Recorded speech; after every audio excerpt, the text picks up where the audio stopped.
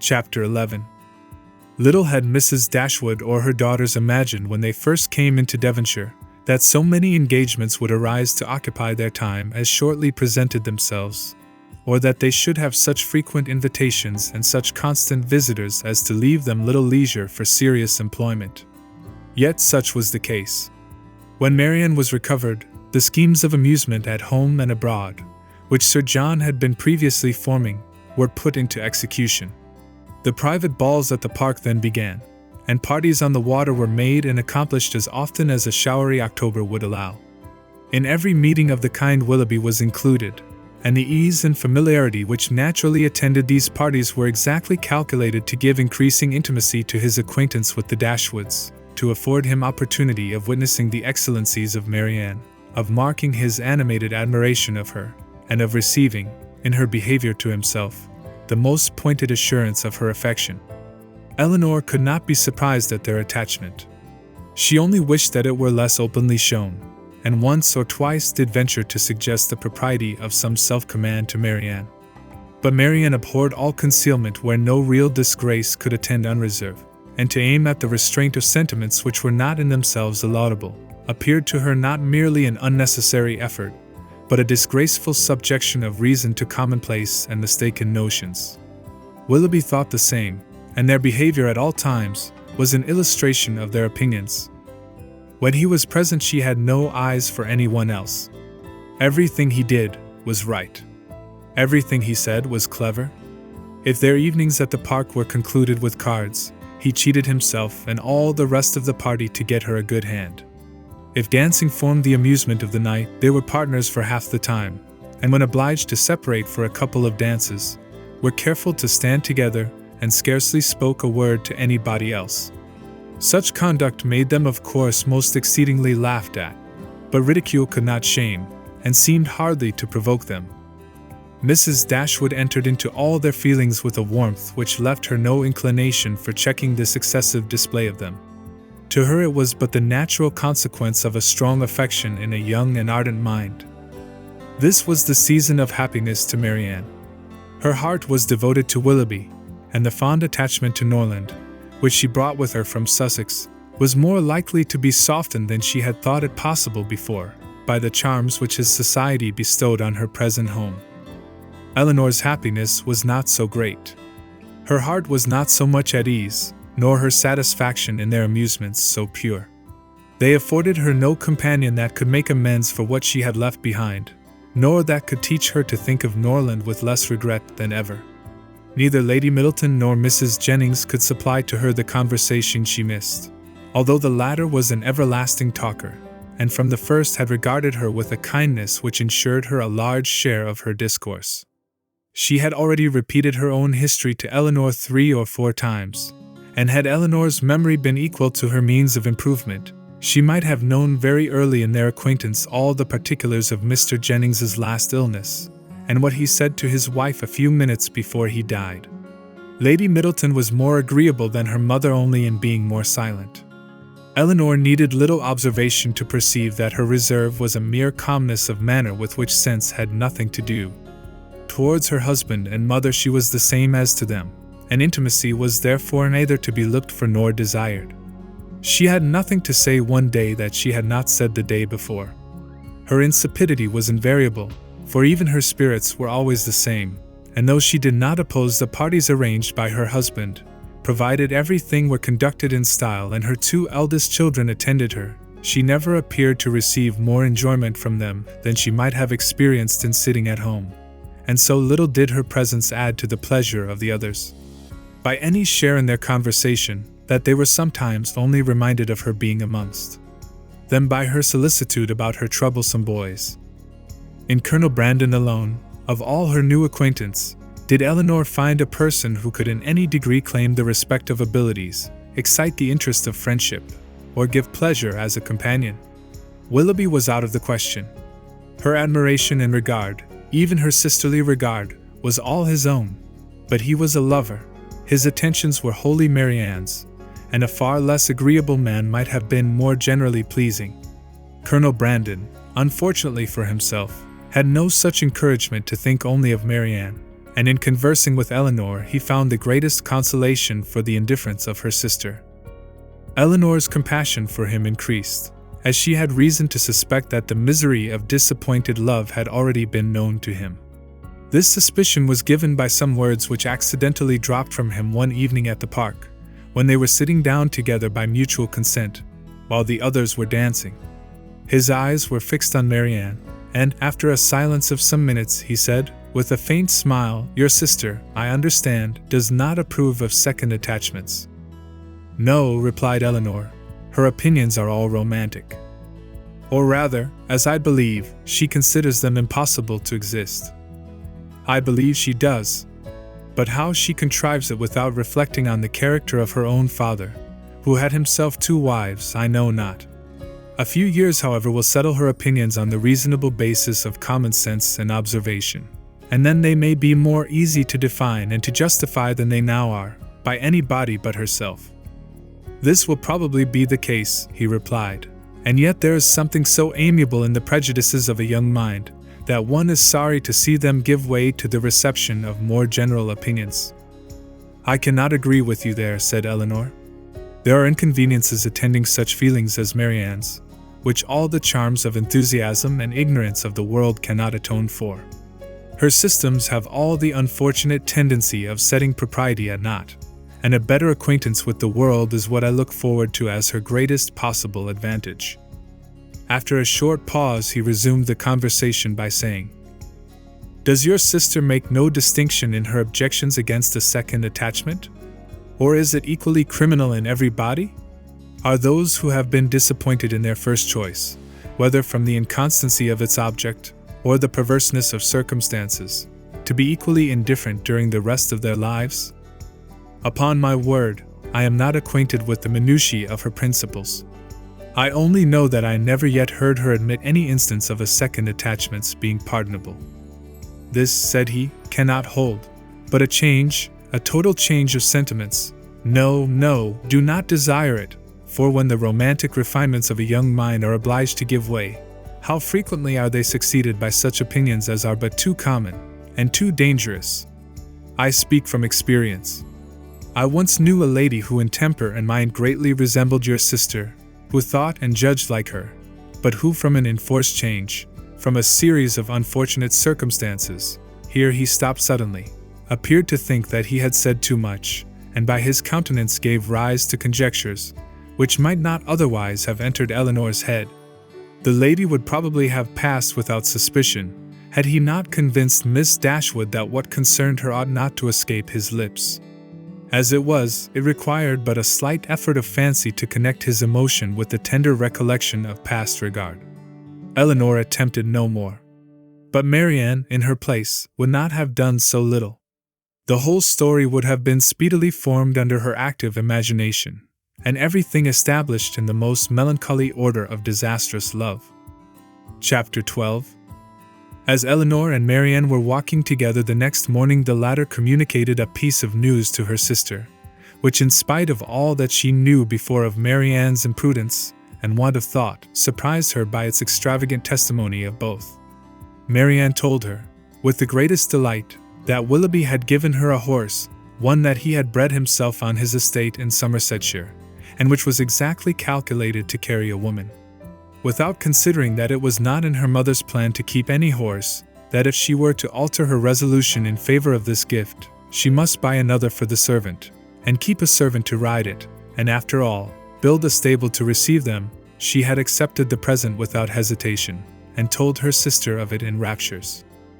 He intends to send his groom into Somersetshire immediately for it, she added, and when it arrives we will ride every day. You shall share its use with me. Imagine to yourself, my dear Elinor, the delight of a gallop on some of these downs. Most unwilling was she to awaken from such a dream of felicity to comprehend all the unhappy truths which attended the affair, and for some time she refused to submit to them. As to an additional servant, the expense would be a trifle. Mamma, she was sure, would never object to it, and any horse would do for him. He might always get one at the park. As to a stable, the merest shed would be sufficient. Elinor then ventured to doubt the propriety of her receiving such a present from a man so little, or at least so lately known to her. This was too much. "You are mistaken," Elinor said she warmly, "in supposing I know very little of Willoughby. I have not known him long indeed, but I am much better acquainted with him than I am with any other creature in the world, except yourself and Mamma. It is not time or opportunity that is to determine intimacy. It is disposition alone. 7 years would be insufficient to make some people acquainted with each other, and 7 days are more than enough for others. I should hold myself guilty of greater impropriety in accepting a horse from my brother than from Willoughby. Of John the First know very little, though we have lived together for years, but of Willoughby my judgment has long been formed." Elinor thought it wisest to touch that point no more. She knew her sister's temper. Opposition on so tender a subject would only attach her the more to her own opinion. But by an appeal to her affection for her mother, by representing the inconveniences which that indulgent mother must draw on herself, if, as would probably be the case, she consented to this increase of establishment, Marianne was shortly subdued, and she promised not to tempt her mother to such imprudent kindness by mentioning the offer, and to tell Willoughby when she saw him next, that it must be declined. She was faithful to her word, and when Willoughby called at the cottage, the same day, Elinor heard her express her disappointment to him in a low voice, on being obliged to forego the acceptance of his present. The reasons for this alteration were at the same time related, and they were such as to make further entreaty on his side impossible. His concern, however, was very apparent, and after expressing it with earnestness, he added, in the same low voice, "But, Marianne, the horse is still yours, though you cannot use it now. I shall keep it only till you can claim it. When you leave Barton to form your own establishment in a more lasting home, Queen Mab shall receive you." This was all overheard by Miss Dashwood, and in the whole of the sentence, in his manner of pronouncing it, and in his addressing her sister by her Christian name alone, she instantly saw an intimacy so decided, a meaning so direct, as marked a perfect agreement between them. From that moment she doubted not of their being engaged to each other, and the belief of it created no other surprise than that she, or any of their friends, should be left by tempers so frank, to discover it by accident. Margaret related something to her the next day, which placed this matter in a still clearer light. Willoughby had spent the preceding evening with them, and Margaret, by being left some time in the parlour with only him and Marianne, had had opportunity for observations, which, with a most important face, she communicated to her eldest sister, when they were next by themselves. "Oh, Elinor," she cried, "I have such a secret to tell you about Marianne. I am sure she will be married to Mr. Willoughby very soon." "You have said so," replied Elinor, "almost every day since they first met on Highchurch Down, and they had not known each other a week, I believe, before you were certain that Marianne wore his picture round her neck, but it turned out to be only the miniature of our great uncle. But indeed this is quite another thing. I am sure they will be married very soon, for he has got a lock of her hair. Take care, Margaret. It may be only the hair of some great uncle of his. But indeed, Elinor, it is Marianne's. I am almost sure it is, for I saw him cut it off. Last night after tea, when you and Mamma went out of the room, they were whispering and talking together as fast as could be, and he seemed to be begging something of her, and presently he took up her scissors and cut off a long lock of her hair, for it was all tumbled down her back, and he kissed it, and folded it up in a piece of white paper, and put it into his pocket-book. For such particulars, stated on such authority, Elinor could not withhold her credit, nor was she disposed to it, for the circumstance was in perfect unison with what she had heard and seen herself. Margaret's sagacity was not always displayed in a way so satisfactory to her sister. When Mrs. Jennings attacked her one evening at the park, to give the name of the young man who was Elinor's particular favorite, which had been long a matter of great curiosity to her, Margaret answered by looking at her sister, and saying, "I must not tell, may I, Elinor?" This of course made everybody laugh, and Elinor tried to laugh too. But the effort was painful. She was convinced that Margaret had fixed on a person whose name she could not bear with composure to become a standing joke with Mrs. Jennings. Marianne felt for her most sincerely, but she did more harm than good to the cause, by turning very red and saying in an angry manner to Margaret, Remember that whatever your conjectures may be, you have no right to repeat them."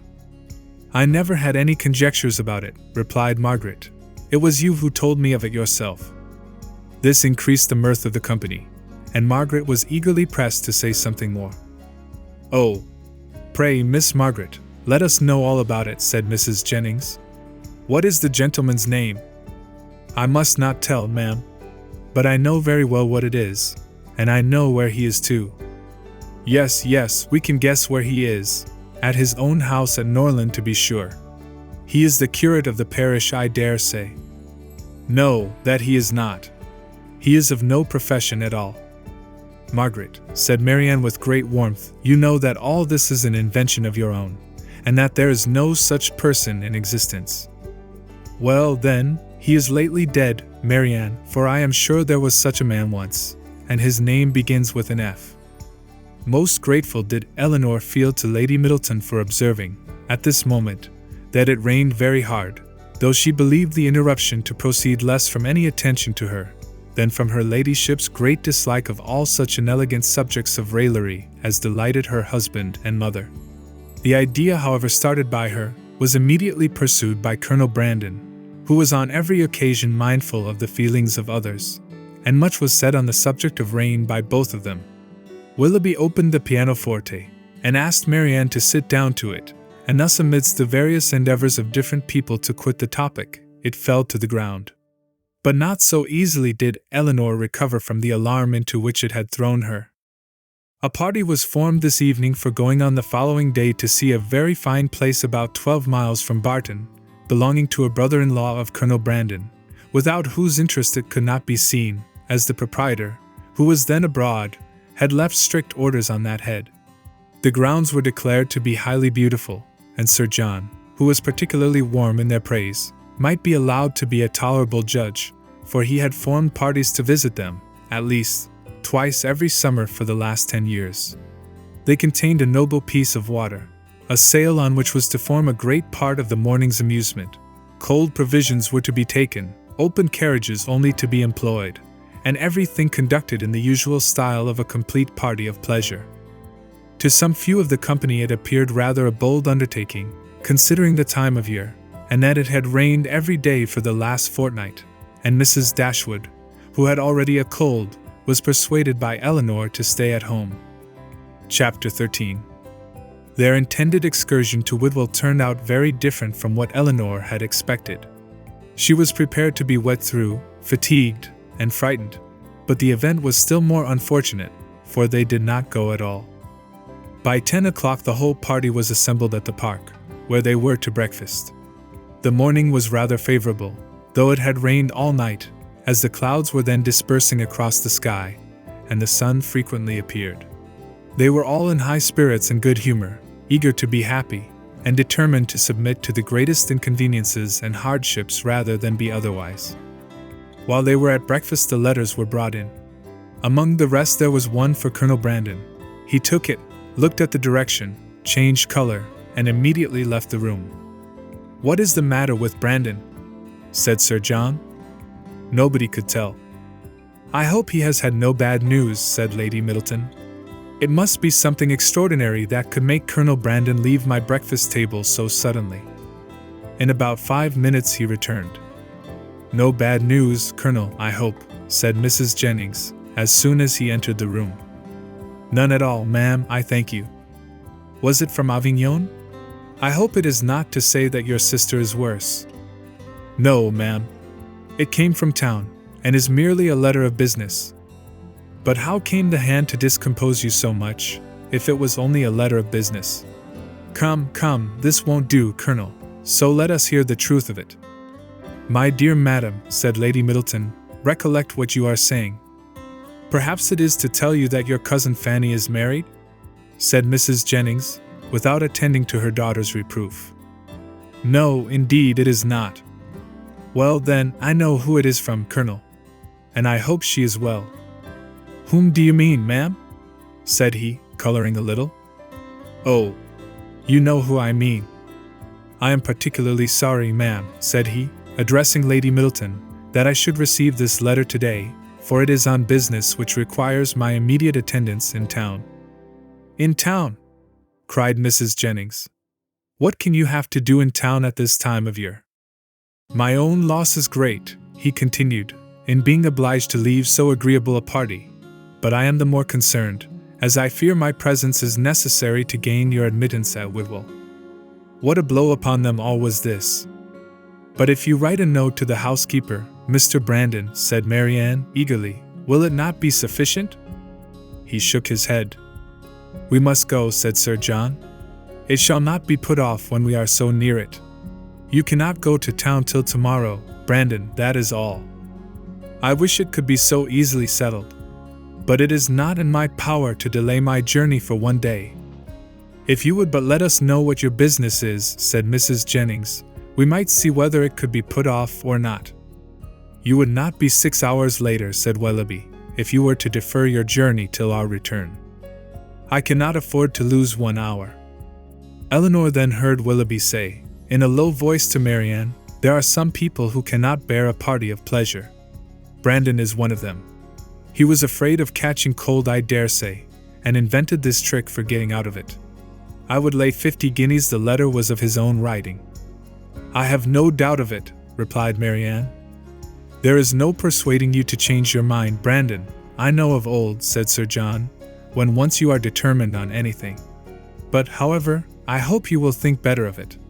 Consider, here are the 2 Miss Careys come over from Newton, the 3 Miss Dashwoods walked up from the cottage, and Mr. Willoughby got up 2 hours before his usual time, on purpose to go to Whitwell." Colonel Brandon again repeated his sorrow at being the cause of disappointing the party, but at the same time declared it to be unavoidable. "Well, then, when will you come back again?" "I hope we shall see you at Barton," added her ladyship, "as soon as you can conveniently leave town, and we must put off the party to Whitwell till you return." "You are very obliging. But it is so uncertain, when I may have it in my power to return, that I dare not engage for it at all." "Oh, he must and shall come back," cried Sir John. "If he is not here by the end of the week, I shall go after him." "Aye, so do, Sir John," cried Mrs. Jennings, "and then perhaps you may find out what his business is. I do not want to pry into other men's concerns. I suppose it is something he is ashamed of." Colonel Brandon's horses were announced. "You do not go to town on horseback, do you?" added Sir John. "No, only to Oniton. I shall then go post." "Well, as you are resolved to go, I wish you a good journey. But you had better change your mind. I assure you it is not in my power." He then took leave of the whole party. "Is there no chance of my seeing you and your sisters in town this winter, Miss Dashwood?" "I am afraid none at all." "Then I must bid you farewell for a longer time than I should wish to do." To Marianne, he merely bowed and said nothing. "Come, Colonel," said Mrs. Jennings, "before you go, do let us know what you are going about." He wished her a good morning, and attended by Sir John, left the room. The complaints and lamentations which politeness had hitherto restrained, now burst forth universally, and they all agreed again and again how provoking it was to be so disappointed. "I can guess what his business is, however," said Mrs. Jennings exultingly. "Can you, ma'am?" said almost everybody. "Yes, it is about Miss Williams, I am sure." "And who is Miss Williams?" asked Marianne. "What? Do not you know who Miss Williams is? I am sure you must have heard of her before. She is a relation of the Colonel's, my dear, a very near relation. We will not say how near, for fear of shocking the young ladies." Then, lowering her voice a little, she said to Elinor, "She is his natural daughter." "Indeed?" "Oh, yes, and as like him as she can stare. I dare say the Colonel will leave her all his fortune." When Sir John returned, he joined most heartily in the general regret on so unfortunate an event, concluding, however, by observing that as they were all got together, they must do something by way of being happy, and after some consultation it was agreed that although happiness could only be enjoyed at Whitwell, they might procure a tolerable composure of mind by driving about the country. The carriages were then ordered. Willoughby's was first, and Marianne never looked happier than when she got into it. He drove through the park very fast, and they were soon out of sight, and nothing more of them was seen till their return, which did not happen till after the return of all the rest.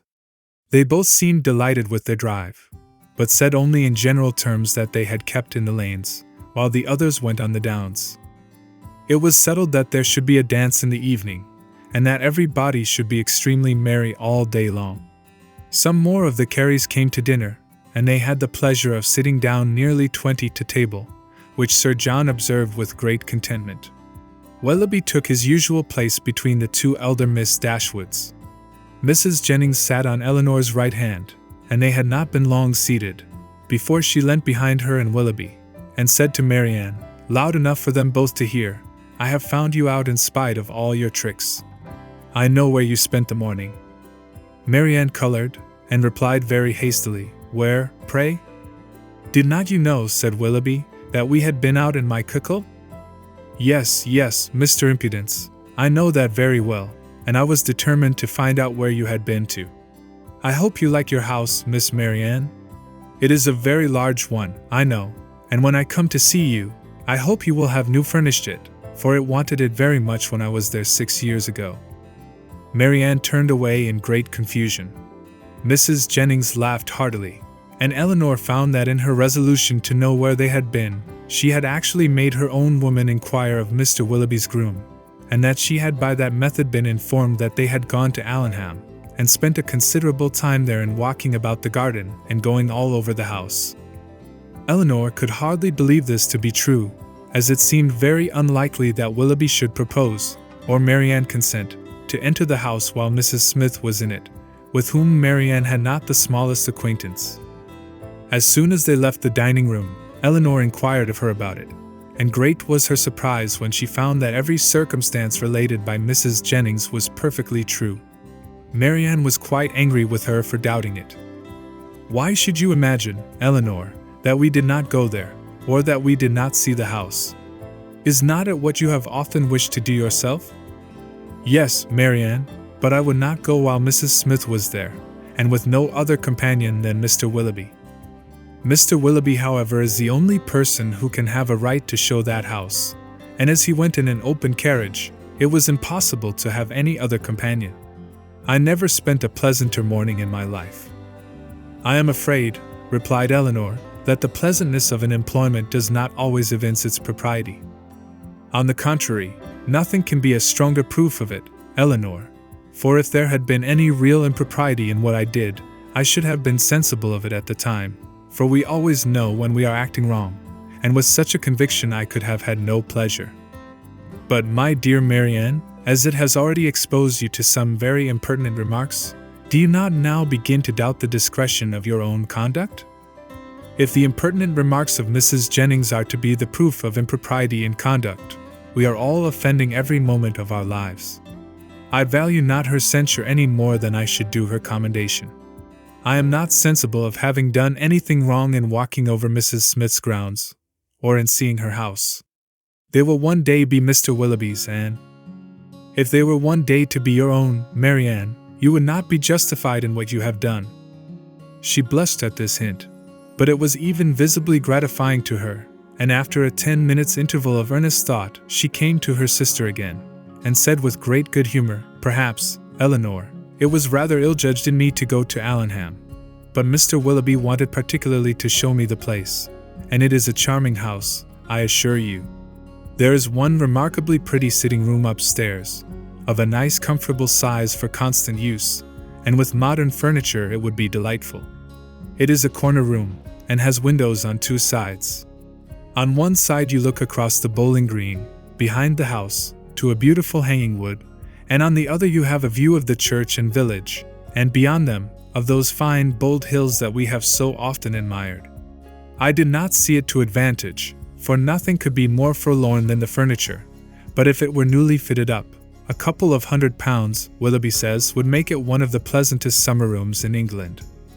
Could Elinor have listened to her without interruption from the others, she would have described every room in the house with equal delight.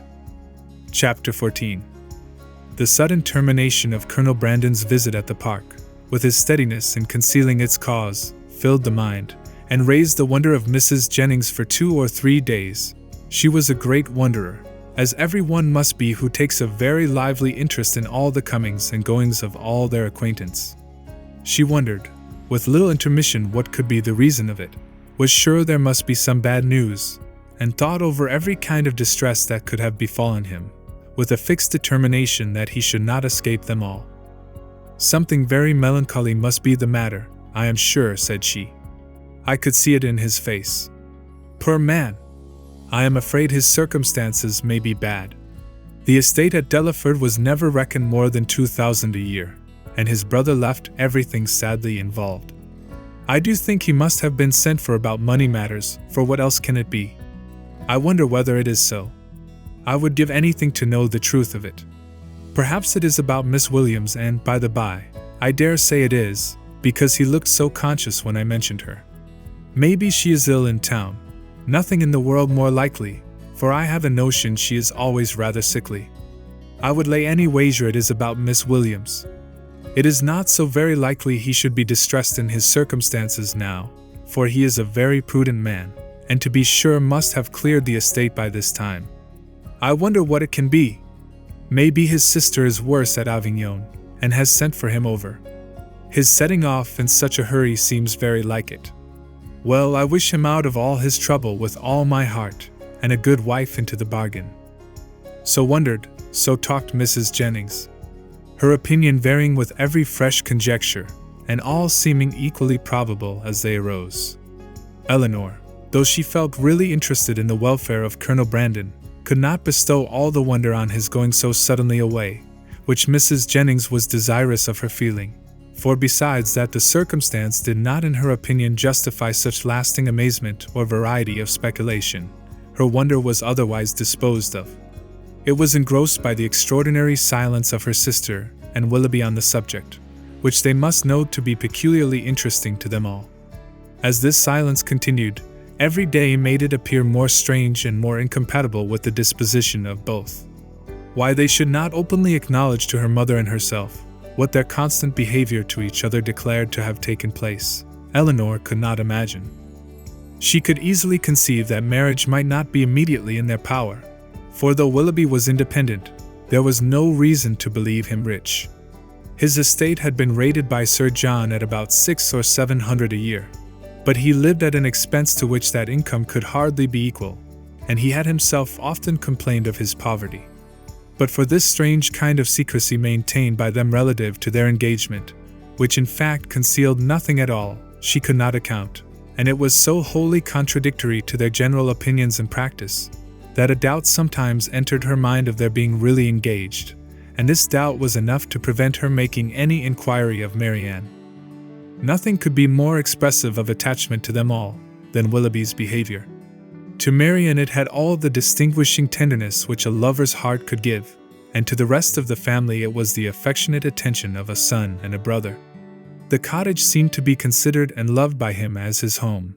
Many more of his hours were spent there than at Allenham, and if no general engagement collected them at the park, the exercise which called him out in the morning was almost certain of ending there, where the rest of the day was spent by himself at the side of Marianne, and by his favorite pointer at her feet. One evening in particular, about a week after Colonel Brandon left the country, his heart seemed more than usually open to every feeling of attachment to the objects around him, and on Mrs. Dashwood's happening to mention her design of improving the cottage in the spring, he warmly opposed every alteration of a place which affection had established as perfect with him. "What?" he exclaimed. "Improve this dear cottage? No, that I will never consent to. Not a stone must be added to its walls, not an inch to its size, if my feelings are regarded." "Do not be alarmed," said Miss Dashwood. "Nothing of the kind will be done, for my mother will never have money enough to attempt it." "I am heartily glad of it," he cried. "May she always be poor, if she can employ her riches no better." "Thank you, Willoughby. But you may be assured that I would not sacrifice one sentiment of local attachment of yours, or of any one whom I loved, for all the improvements in the world. Depend upon it that whatever unemployed sum may remain, when I make up my accounts in the spring, I would even rather lay it uselessly by than dispose of it in a manner so painful to you." But are you really so attached to this place as to see no defect in it? I am, said he. To me it is faultless. Nay, more, I consider it as the only form of building in which happiness is attainable, and were I rich enough I would instantly pull Coombe down, and build it up again in the exact plan of this cottage. With dark narrow stairs and a kitchen that smokes, I suppose, said Elinor. Yes, cried he in the same eager tone, with all and everything belonging to it, and no one convenience or inconvenience about it, should the least variation be perceptible. Then, and then only, under such a roof, I might perhaps be as happy at Coombe as I have been at Barton. I flatter myself, replied Elinor, that even under the disadvantage of better rooms and a broader staircase, you will hereafter find your own house as faultless as you now do this. There certainly are circumstances, said Willoughby, which might greatly endear it to me, but this place will always have one claim of my affection, which no other can possibly share. Mrs. Dashwood looked with pleasure at Marianne, whose fine eyes were fixed so expressively on Willoughby, as plainly denoted how well she understood him. How often did I wish, added he, when I was at Allenham this time 12month, that Barton Cottage were inhabited. I never passed within view of it without admiring its situation, and grieving that no one should live in it. How little did I then think that the very first news I should hear from Mrs. Smith, when I next came into the country, would be that Barton Cottage was taken, and I felt an immediate satisfaction and interest in the event, which nothing but a kind of prescience of what happiness I should experience from it can account for. Must it not have been so, Marianne? Speaking to her in a lowered voice. Then continuing his former tone, he said, And yet this house you would spoil, Mrs. Dashwood. You would rob it of its simplicity by imaginary improvement. And this dear parlour in which our acquaintance first began, and in which so many happy hours have been since spent by us together, you would degrade to the condition of a common entrance, and every body would be eager to pass through the room which has hitherto contained within itself more real accommodation and comfort than any other apartment of the handsomest dimensions in the world could possibly afford. Mrs. Dashwood again assured him that no alteration of the kind should be attempted. You are a good woman, he warmly replied. Your promise makes me easy. Extend it a little farther, and it will make me happy. Tell me that not only your house will remain the same, but that I shall ever find you and yours as unchanged as your dwelling, and that you will always consider me with the kindness which has made everything belonging to you so dear to me. The promise was readily given, and Willoughby's behaviour during the whole of the evening declared at once his affection and happiness. Shall we see you tomorrow to dinner? Said Mrs. Dashwood, when he was leaving them. I do not ask you to come in the morning, for we must walk to the park, to call on Lady Middleton. He engaged to be with them by 4 o'clock. Chapter 15. Mrs. Dashwood's visit to Lady Middleton took place the next day, and 2 of her daughters went with her, but Marianne excused herself from being of the party, under some trifling pretext of employment, and her mother, who concluded that a promise had been made by Willoughby the night before of calling on her while they were absent, was perfectly satisfied with her remaining at home. On their return from the park they found Willoughby's cook and servant in waiting at the cottage, and Mrs. Dashwood was convinced that her conjecture had been just. So far it was all as she had foreseen, but on entering the house she beheld what no foresight had taught her to expect. They were no sooner in the passage than Marianne came hastily out of the parlour apparently in violent affliction, with her handkerchief at her eyes, and without noticing them ran upstairs. Surprised and alarmed they proceeded directly into the room she had just quitted, where they found only Willoughby, who was leaning against the mantelpiece with his back towards them. He turned round on their coming in, and his countenance showed that he strongly partook of the emotion which overpowered Marianne. Is anything the matter with her? Cried Mrs. Dashwood as she entered. Is she ill? I hope not, he replied, trying to look cheerful, and with a forced smile presently added, It is I who may rather expect to be ill, for I am now suffering under a very heavy disappointment. Disappointment? Yes, for I am unable to keep my engagement with you. Mrs. Smith has this morning exercised the privilege of riches upon a poor dependent cousin, by sending me on business to London. I have just received my dispatches, and taken my farewell of Allenham, and by way of exhilaration I am now come to take my farewell of you. To London. And are you going this morning? Almost this moment. This is very unfortunate. But Mrs. Smith must be obliged, and her business will not detain you from us long, I hope. He colored as he replied, You are very kind, but I have no idea of returning into Devonshire immediately. My visits to Mrs. Smith are never repeated within the 12-month. And is Mrs. Smith your only friend? Is Allenham the only house in the neighborhood to which you will be welcome? For shame, Willoughby, can you wait for an invitation here? His color increased, and with his eyes fixed on the ground he only replied, You are too good. Mrs. Dashwood looked at Elinor with surprise. Elinor felt equal amazement. For a few moments everyone was silent. Mrs. Dashwood first spoke. I have only to add, my dear Willoughby, that at Barton Cottage you will always be welcome, for I will not press you to return here immediately, because you only can judge how far that might be pleasing to Mrs. Smith, and on this head I shall be no more disposed to question your judgment than to doubt your inclination. My engagements at present, replied Willoughby, confusedly, are of such a nature that I dare not flatter myself. He stopped. Mrs. Dashwood was too much astonished to speak, and another pause succeeded.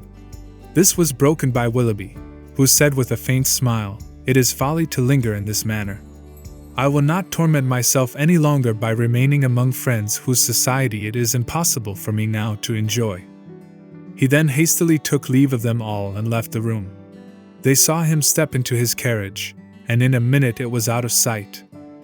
Mrs. Dashwood felt too much for speech, and instantly quitted the parlour to give way in solitude to the concern and alarm which this sudden departure occasioned. Elinor's uneasiness was at least equal to her mother's. She thought of what had just passed with anxiety and distrust.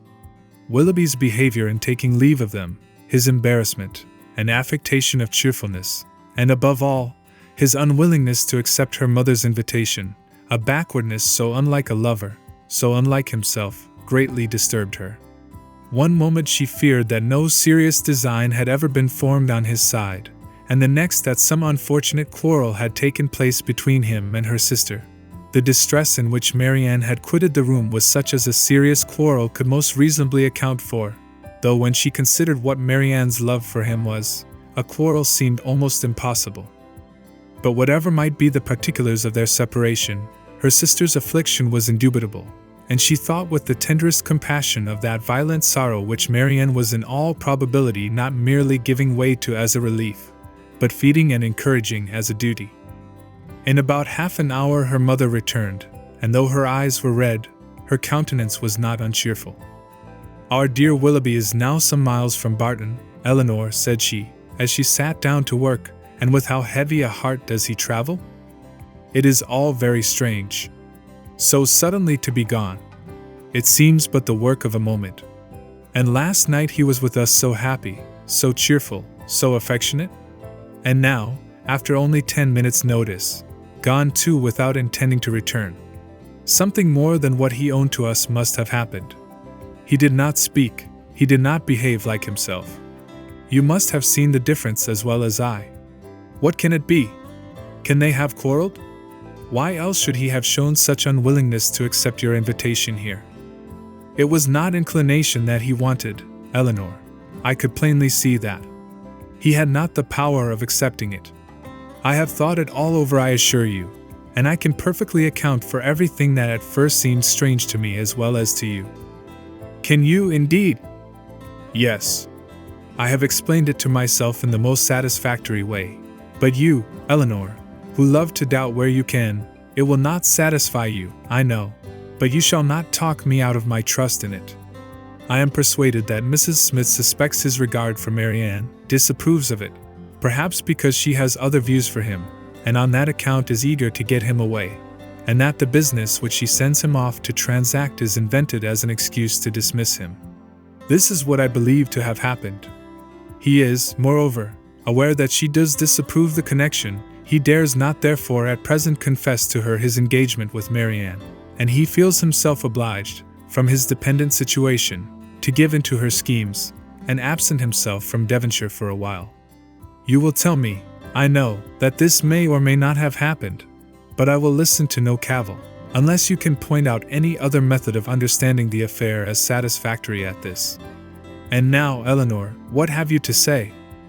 Nothing, for you have anticipated my answer. Then you would have told me that it might or might not have happened. Oh, Elinor, how incomprehensible are your feelings! You had rather take evil upon credit than good. You had rather look out for misery for Marianne, and guilt for poor Willoughby, than an apology for the latter. You are resolved to think him blamable, because he took leave of us with less affection than his usual behavior has shown. And is no allowance to be made for inadvertence, or for spirits depressed by recent disappointment? Are no probabilities to be accepted, merely because they are not certainties? Is nothing due to the man whom we have all such reason to love, and no reason in the world to think ill of? To the possibility of motives unanswerable in themselves, though unavoidably secret for a while? And after all, what is it you suspect him of? I can hardly tell myself. But suspicion of something unpleasant is the inevitable consequence of such an alteration as we just witnessed in him. There is great truth, however, in what you have now urged of the allowances which ought to be made for him, and it is my wish to be candid in my judgment of every body. Willoughby may undoubtedly have very sufficient reasons for his conduct, and I will hope that he has. But it would have been more like Willoughby to acknowledge them at once. Secrecy may be advisable, but still I cannot help wondering at its being practiced by him. Do not blame him, however, for departing from his character, where the deviation is necessary. But you really do admit the justice of what I have said in his defense? I am happy, and he is acquitted. Not entirely. It may be proper to conceal their engagement, if they are engaged, from Mrs. Smith, and if that is the case, it must be highly expedient for Willoughby to be but little in Devonshire at present. But this is no excuse for their concealing it from us. Concealing it from us? My dear child, do you accuse Willoughby and Marianne of concealment? This is strange indeed, when your eyes have been reproaching them every day for incautiousness. I want no proof of their affection, said Elinor, but of their engagement I do. I am perfectly satisfied of both. Yet not a syllable has been said to you on the subject, by either of them. I have not wanted syllables where actions have spoken so plainly. Has not his behavior to Marianne and to all of us, for at least the last fortnight, declared that he loved and considered her as his future wife, and that he felt for us the attachment of the nearest relation? Have we not perfectly understood each other? Has not my consent been daily asked by his looks, his manner, his attentive and affectionate respect? My Elinor, is it possible to doubt their engagement? How could such a thought occur to you? How is it to be supposed that Willoughby, persuaded as he must be of your sister's love, should leave her, and leave her perhaps for months, without telling her of his affection, that they should part without a mutual exchange of confidence? I confess, replied Elinor, that every circumstance except one is in favor of their engagement, but that one is the total silence of both on the subject, and with me it almost outweighs every other. How strange this is! You must think wretchedly indeed of Willoughby, if, after all that has openly passed between them, you can doubt the nature of the terms on which they are together. Has he been acting a part in his behavior to your sister all this time? Do you suppose him really indifferent to her? No, I cannot think that. He must and does love her, I am sure. But with a strange kind of tenderness, if he can leave her with such indifference, such carelessness of the future, as you attribute to him. You must remember, my dear mother, that I have never considered this matter as certain. I have had my doubts, I confess, but they are fainter than they were, and they may soon be entirely done away. If we find they correspond, every fear of mine will be removed. A mighty concession indeed.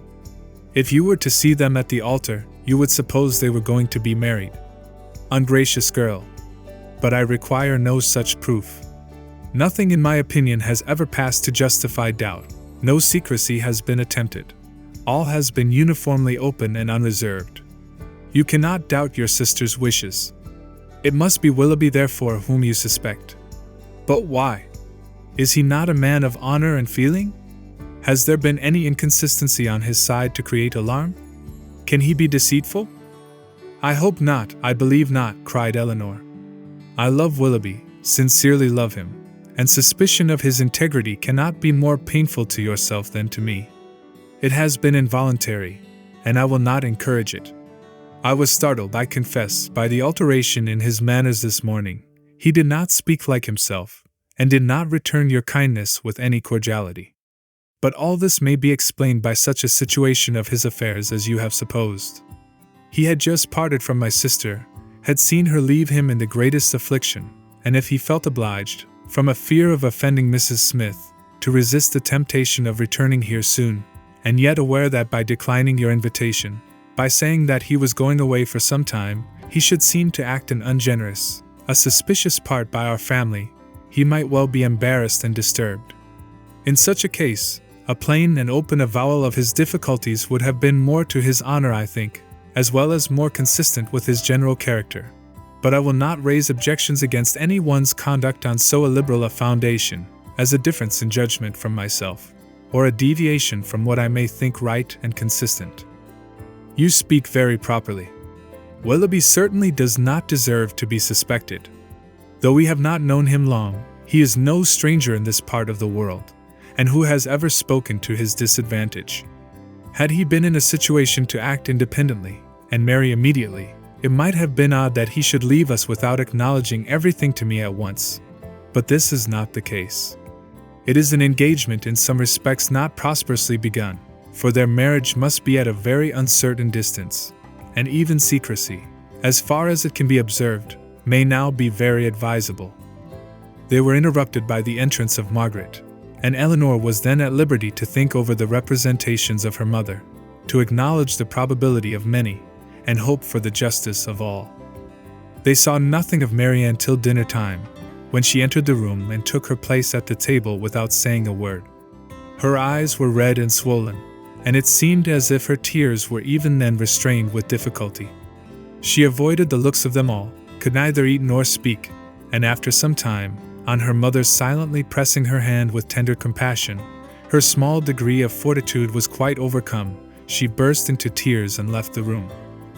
This violent oppression of spirits continued the whole evening. She was without any power, because she was without any desire of command over herself. The slightest mention of anything relative to Willoughby overpowered her in an instant, and though her family were most anxiously attentive to her comfort, it was impossible for them, if they spoke at all, to keep clear of every subject which her feelings connected with him. Chapter 16. Marianne would have thought herself very inexcusable had she been able to sleep at all the first night after parting from Willoughby. She would have been ashamed to look her family in the face the next morning, had she not risen from her bed in more need of repose than when she lay down in it. But the feelings which made such composure a disgrace left her in no danger of incurring it. She was awake the whole night, and she wept the greatest part of it. She got up with a headache, was unable to talk, and unwilling to take any nourishment, giving pain every moment to her mother and sisters, and forbidding all attempt at consolation from either. Her sensibility was potent enough. When breakfast was over, she walked out by herself, and wandered about the village of Allenham, indulging the recollection of past enjoyment, and crying over the present reverse for the chief of the morning. The evening passed off in the equal indulgence of feeling. She played over every favorite song that she had been used to play to Willoughby, every air in which their voices had been oftenest joined, and sat at the instrument gazing on every line of music that he had written out for her, till her heart was so heavy that no farther sadness could be gained, and this nourishment of grief was every day applied. She spent whole hours at the pianoforte alternately singing and crying, her voice often totally suspended by her tears. In books too, as well as in music, she courted the misery which a contrast between the past and present was certain of giving. She read nothing but what they had been used to read together. Such violence of affliction indeed could not be supported forever. It sunk within a few days into a calmer melancholy. But these employments, to which she daily recurred, her solitary walks and silent meditations, still produced occasional effusions of sorrow as lively as ever. No letter from Willoughby came, and none seemed expected by Marianne. Her mother was surprised, and Elinor again became uneasy. But Mrs. Dashwood could find explanations whenever she wanted them, which at least satisfied herself. "Remember, Elinor," said she, "how very often Sir John fetches our letters himself from the post, and carries them to it. We have already agreed that secrecy may be necessary, and we must acknowledge that it could not be maintained if their correspondence were to pass through Sir John's hands." Elinor could not deny the truth of this, and she tried to find in it a motive sufficient for their silence. But there was one method so direct, so simple, and in her opinion so eligible of knowing the real state of the affair, and of instantly removing all mystery, that she could not help suggesting it to her mother. "Why do you not ask Marianne at once," said she, "whether she is or she is not engaged to Willoughby? From you, her mother, and so kind, so indulgent a mother, the question could not give offense. It would be the natural result of your affection for her. She used to be all unreserve, and to you more especially. I would not ask such a question for the world. Supposing it possible that they are not engaged, what distress would not such an inquiry inflict? At any rate, it would be most ungenerous. I should never deserve her confidence again, after forcing from her a confession of what is meant at present to be unacknowledged to anyone. I know Marianne's heart. I know that she dearly loves me, and that I shall not be the last to whom the affair is made known, when circumstances make the revealment of it eligible. I would not attempt to force the confidence of anyone, of a child much less, because a sense of duty would prevent the denial which her wishes might direct." Elinor thought this generosity overstrained, considering her sister's youth, and urged the matter farther, but in vain. Common sense, common care, common prudence were all sunk in Mrs. Dashwood's romantic delicacy. It was several days before Willoughby's name was mentioned before Marianne by any of her family. Sir John and Mrs. Jennings, indeed, were not so nice. Their witticisms added pain to many a painful hour. But one evening, Mrs. Dashwood, accidentally taking up a volume of Shakespeare, exclaimed, "We have never finished Hamlet, Marianne. Our dear Willoughby went away before we could get through it. We will put it by that when he comes again. But it may be months, perhaps, before that happens." "Months?" cried Marianne, with strong surprise. "No, nor many weeks." Mrs. Dashwood was sorry for what she had said, but it gave Elinor pleasure, as it produced a reply from Marianne so expressive of confidence in Willoughby, and knowledge of his intentions. One morning, about a week after his leaving the country, Marianne was prevailed on to join her sisters in their usual walk, instead of wandering away by herself. Hitherto she had carefully avoided every companion in her rambles. If her sisters intended to walk on the downs, she directly stole away towards the lanes. If they talked of the valley, she was as speedy in climbing the hills, and could never be found when the others set off.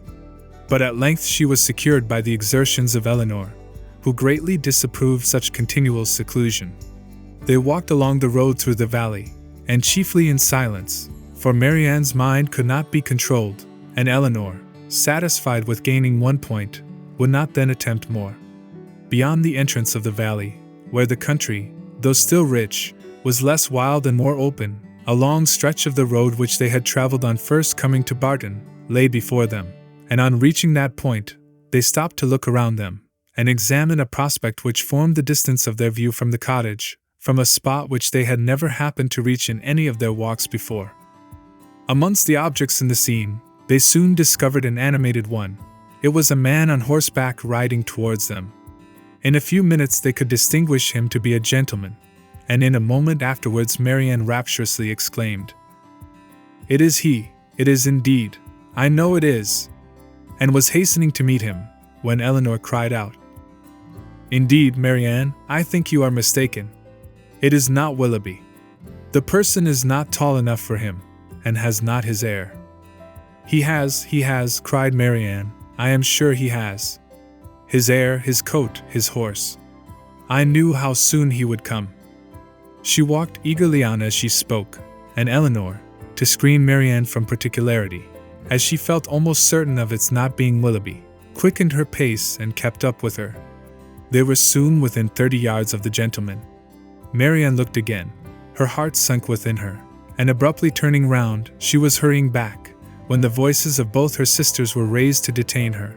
A third, almost as well known as Willoughby's, joined them in begging her to stop, and she turned round with surprise to see and welcome Edward Ferrars. He was the only person in the world who could at that moment be forgiven for not being Willoughby, the only one who could have gained a smile from her. But she dispersed her tears to smile on him, and in her sister's happiness forgot for a time her own disappointment.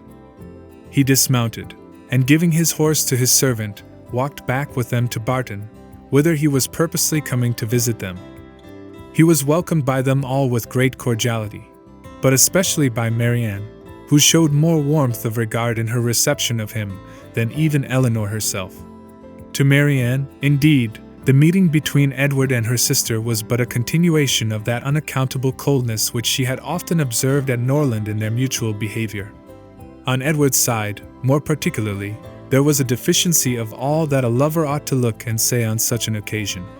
He was confused, seemed scarcely sensible of pleasure in seeing them, looked neither rapturous nor gay, said little but what was forced from him by questions, and distinguished Elinor by no mark of affection. Marianne saw and listened with increasing surprise. She began almost to feel a dislike of Edward, and it ended, as every feeling must end with her, by carrying back her thoughts to Willoughby, whose manners formed a contrast sufficiently striking to those of his brother-elect. After a short silence which succeeded the first surprise and inquiries of meeting, Marianne asked Edward if he came directly from London. No, he had been in Devonshire a fortnight. A fortnight, she repeated, surprised at his being so long in the same county with Elinor without seeing her before. He looked rather distressed as he added, that he had been staying with some friends near Plymouth. Have you been lately in Sussex? Said Elinor. I was at Norland about a month ago. And how does dear Norland look? Cried Marianne. Dear Norland, said Elinor, probably looks much as it always does at this time of the year. The woods and walks thickly covered with dead leaves. Oh, cried Marianne, with what transporting sensation have I formerly seen them fall! How have I delighted, as I walked, to see them driven in showers about me by the wind! What feelings have they, the season, the air altogether inspired! Now there is no one to regard them. They are seen only as a nuisance, swept hastily off, and driven as much as possible from the sight. It is not everyone, said Elinor, who has your passion for dead leaves. No, my feelings are not often shared, not often understood. But sometimes they are. As she said this, she sunk into a reverie for a few moments. But rousing herself again, now, Edward, said she, calling his attention to the prospect, here is Barton Valley. Look up to it, and be tranquil if you can. Look at those hills. Did you ever see their equals?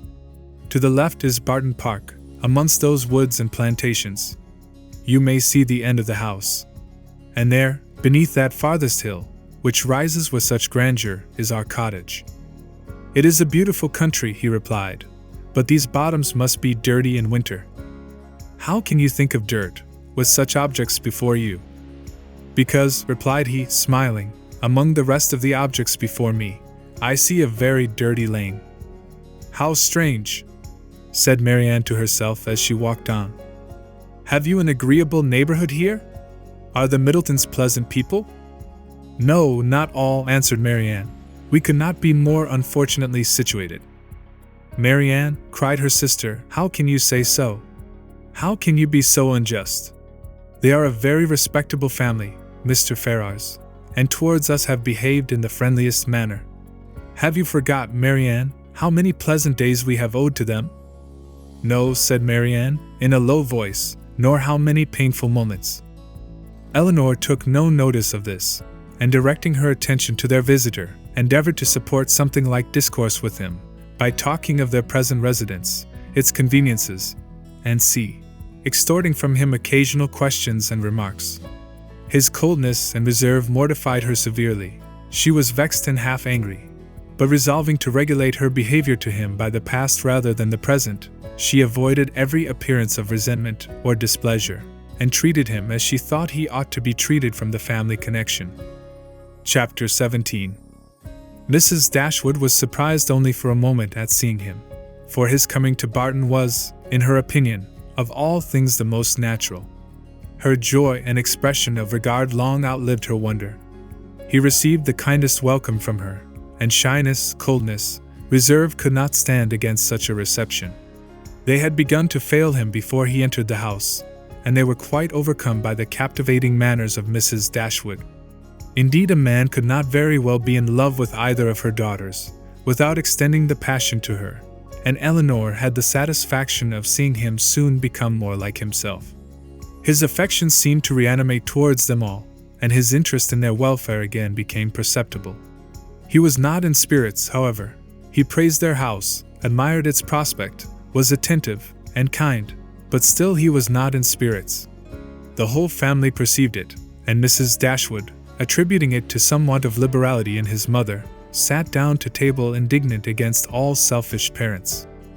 "What are Mrs. Ferrars's views for you at present, Edward?" said she, when dinner was over and they had drawn round the fire. "Are you still to be a great orator in spite of yourself?"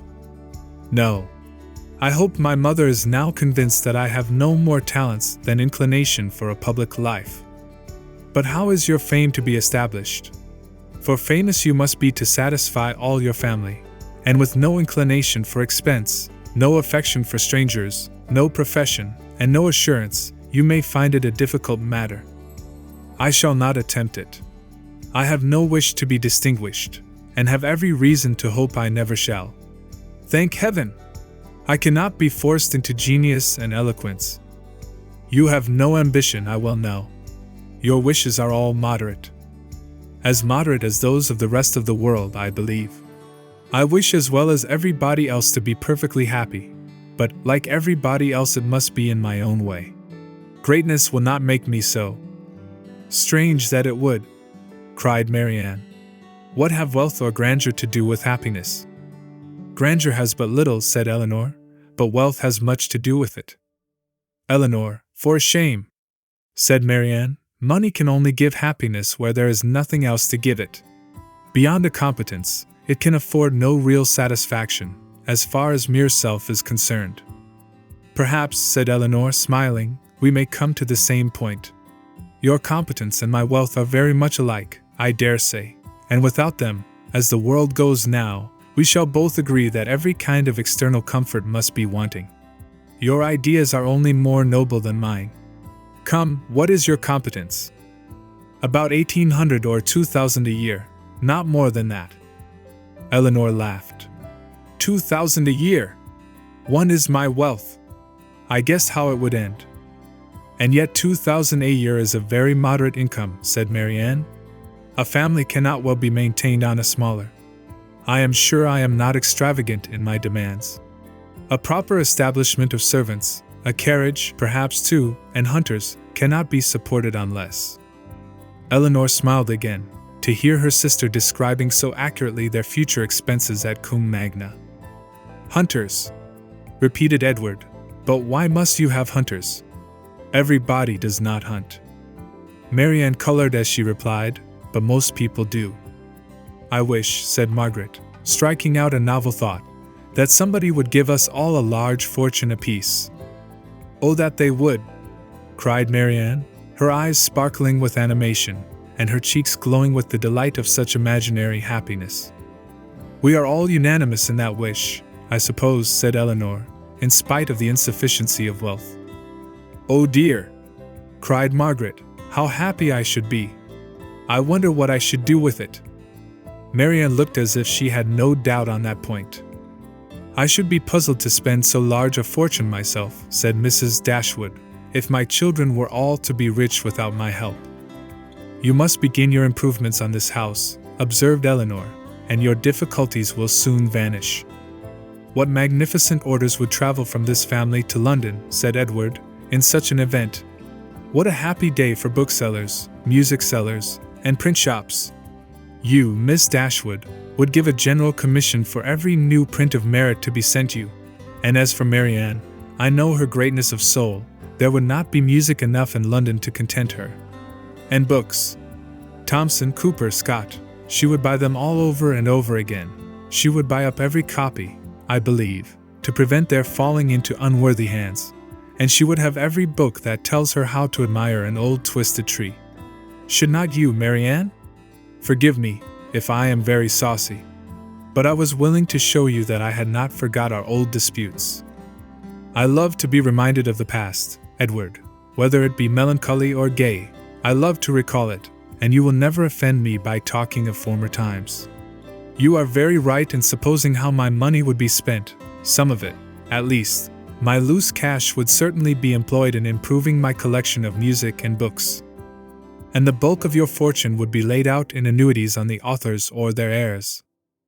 No, Edward, I should have something else to do with it.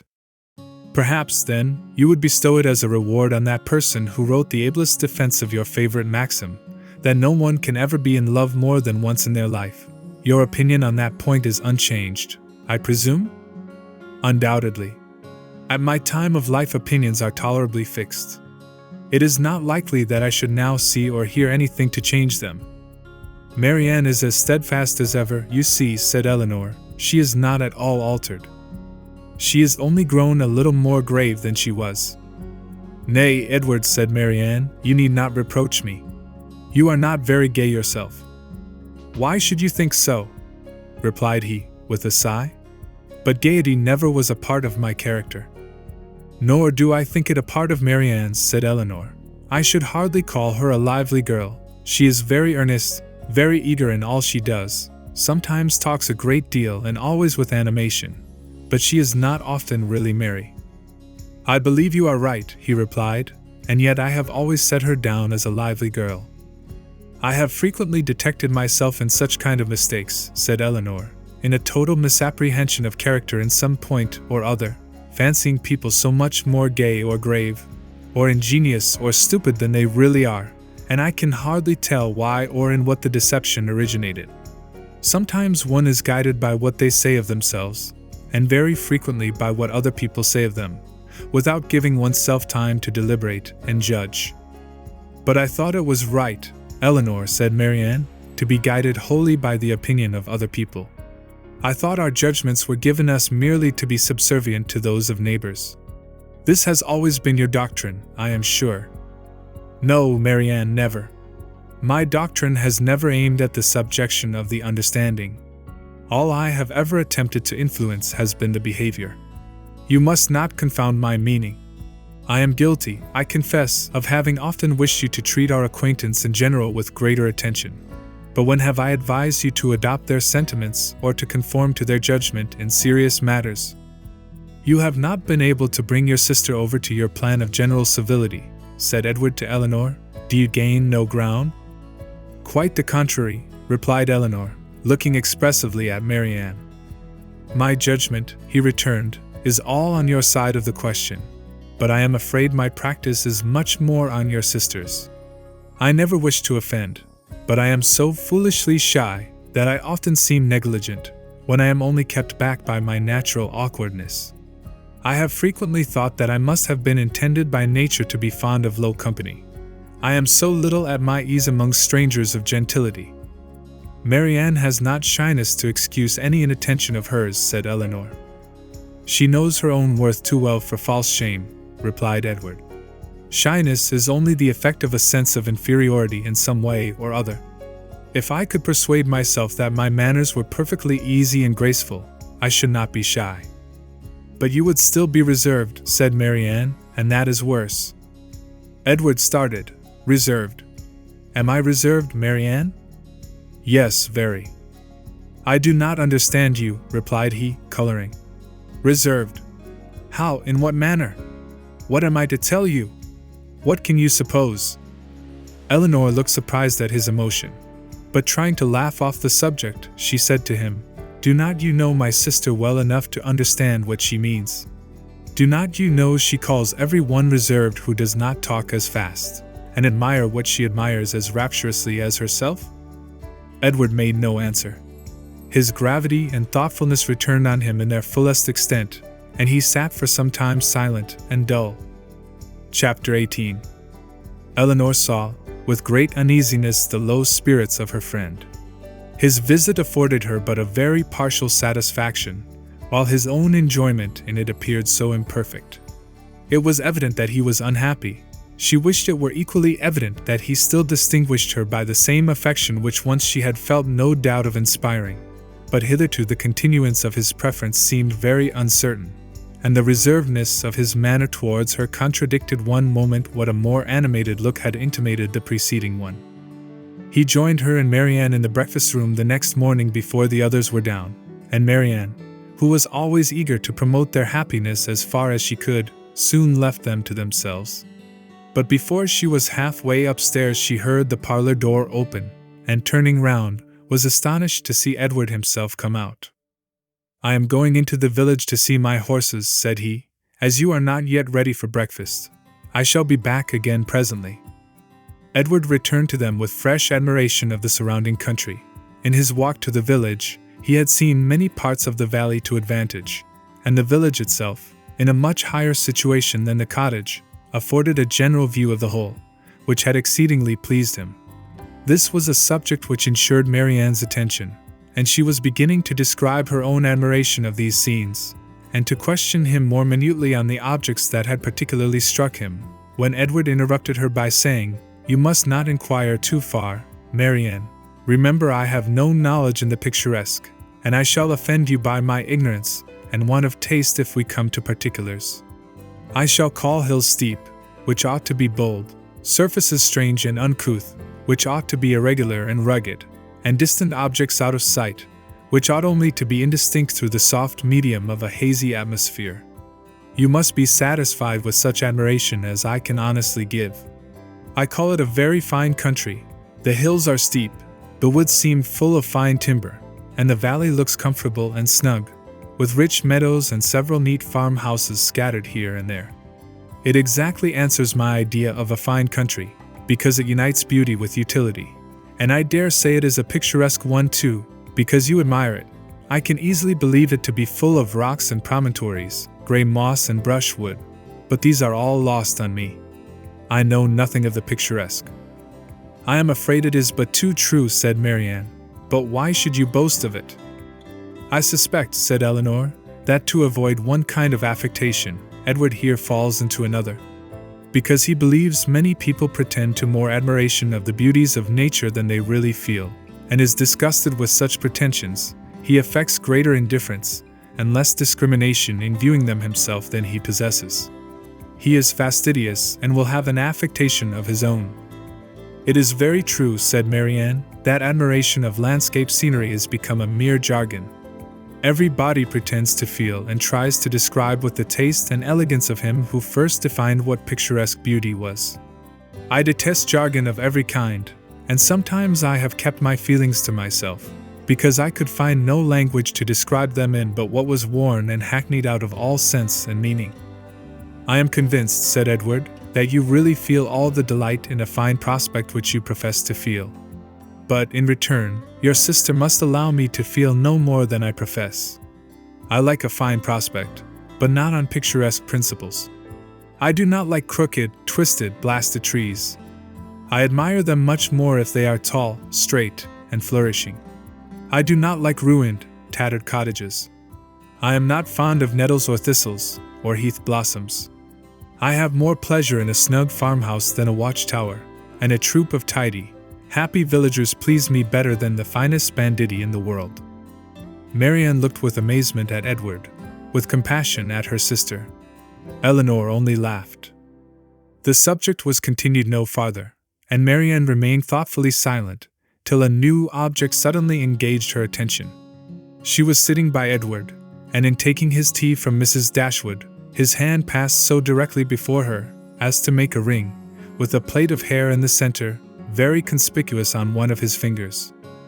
"I never saw you wear a ring before, Edward," she cried. "Is that Fanny's hair? I remember her promising to give you some, but I should have thought her hair had been darker." Marianne spoke inconsiderately what she really felt, but when she saw how much she had pained Edward, her own vexation at her want of thought could not be surpassed by his. He colored very deeply, and giving a momentary glance at Elinor, replied, "Yes, it is my sister's hair. The setting always casts a different shade on it, you know." Elinor had met his eye, and looked conscious likewise. That the hair was her own, she instantaneously felt as well satisfied as Marianne. The only difference in their conclusions was, that what Marianne considered as a free gift from her sister, Elinor was conscious must have been procured by some theft or contrivance unknown to herself. She was not in a humor, however, to regard it as an affront, and affecting to take no notice of what passed, by instantly talking of something else, she internally resolved henceforward to catch every opportunity of eyeing the hair and of satisfying herself, beyond all doubt, that it was exactly the shade of her own. Edward's embarrassment lasted some time, and it ended in an absence of mind still more settled. He was particularly grave the whole morning. Marianne severely censured herself for what she had said, but her own forgiveness might have been more speedy, had she known how little offense it had given her sister. Before the middle of the day, they were visited by Sir John and Mrs. Jennings, who, having heard of the arrival of a gentleman at the cottage, came to take a survey of the guest. With the assistance of his mother-in-law, Sir John was not long in discovering that the name of Ferrars began with an F, and this prepared a future mine of raillery against the devoted Elinor, which nothing but the newness of their acquaintance with Edward could have prevented from being immediately sprung. But as it was, she only learned, from some very significant looks, how far their penetration, founded on Margaret's instructions, extended. Sir John never came to the Dashwoods without either inviting them to dine at the park the next day, or to drink tea with them that evening. On the present occasion, for the better entertainment of their visitor, towards whose amusement he felt himself bound to contribute, he wished to engage them for both. "You must drink tea with us tonight," said he, "for we shall be quite alone, and tomorrow you must absolutely dine with us, for we shall be a large party." Mrs. Jennings enforced the necessity. "And who knows but you may raise a dance," said she. "And that will tempt you, Miss Marianne." "A dance?" cried Marianne. "Impossible! Who is to dance?" "Who? Why, yourselves, and the Careys, and Whitakers to be sure." "What? You thought nobody could dance because a certain person that shall be nameless is gone." "I wish with all my soul," cried Sir John, "that Willoughby were among us again." This, and Marianne's blushing, gave new suspicions to Edward. "And who is Willoughby?" said he, in a low voice, to Miss Dashwood, by whom he was sitting. She gave him a brief reply. Marianne's countenance was more communicative. Edward saw enough to comprehend, not only the meaning of others, but such of Marianne's expressions as had puzzled him before, and when their visitors left them, he went immediately round her, and said, in a whisper, "I have been guessing. Shall I tell you my guess?" "What do you mean?" "Shall I tell you?" "Certainly." "Well then, I guess that Mr. Willoughby hunts." Marianne was surprised and confused, yet she could not help smiling at the quiet archness of his manner, and after a moment's silence said, "Oh, Edward, how can you? But the time will come, I hope. I am sure you will like him." "I do not doubt it," replied he, rather astonished at her earnestness and warmth, for had he not imagined it to be a joke for the good of her acquaintance in general, founded only on a something or a nothing between Mr. Willoughby and herself, he would not have ventured to mention it. Chapter 19. Edward remained a week at the cottage. He was earnestly pressed by Mrs. Dashwood to stay longer, but, as if he were bent only on self-mortification, he seemed resolved to be gone when his enjoyment among his friends was at the height.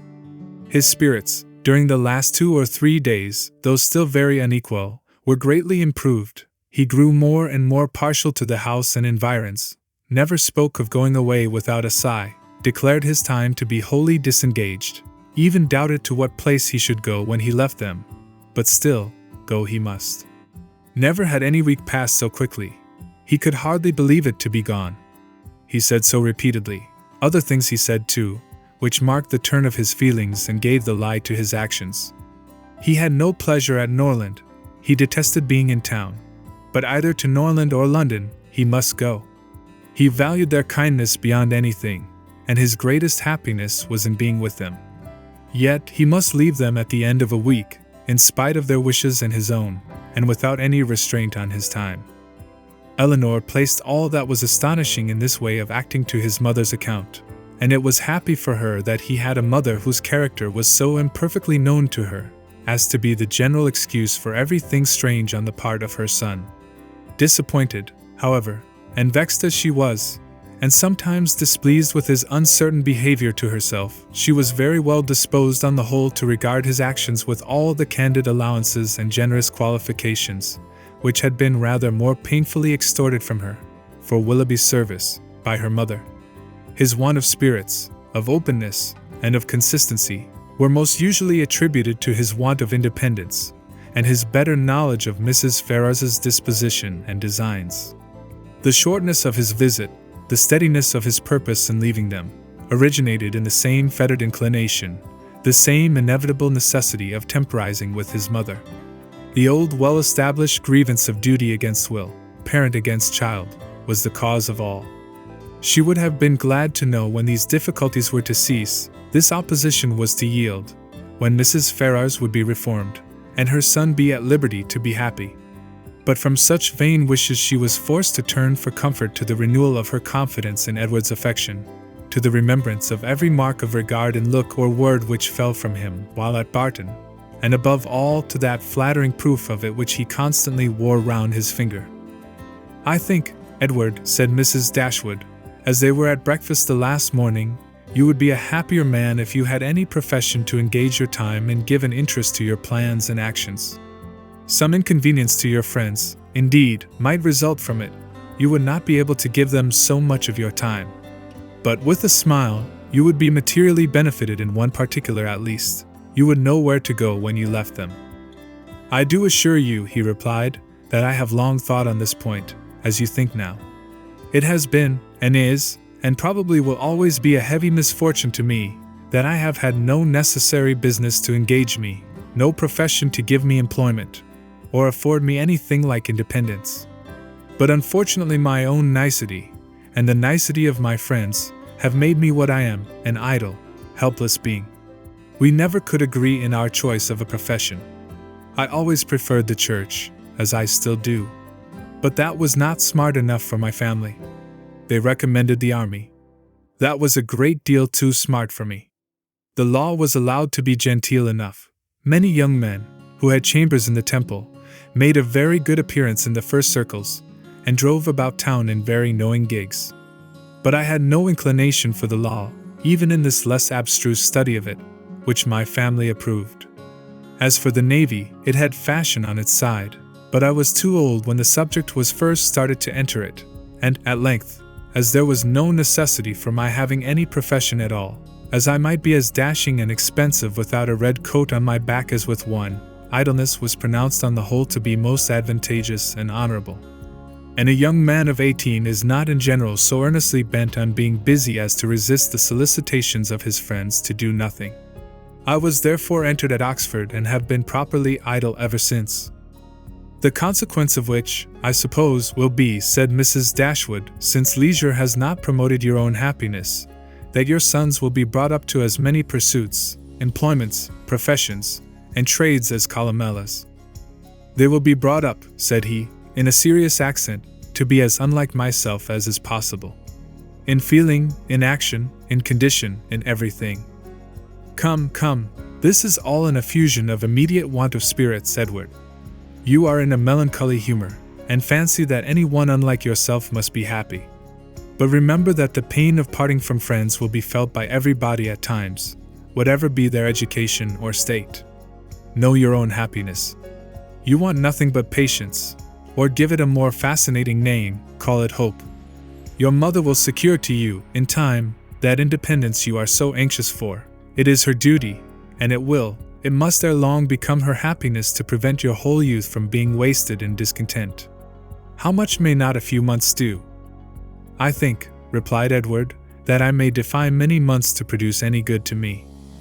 This desponding turn of mind, though it could not be communicated to Mrs. Dashwood, gave additional pain to them all in the parting, which shortly took place, and left an uncomfortable impression on Elinor's feelings especially, which required some trouble and time to subdue.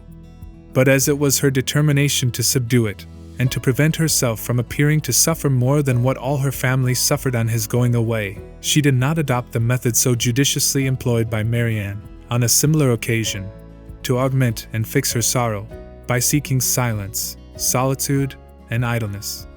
Their means were as different as their objects, and equally suited to the advancement of each.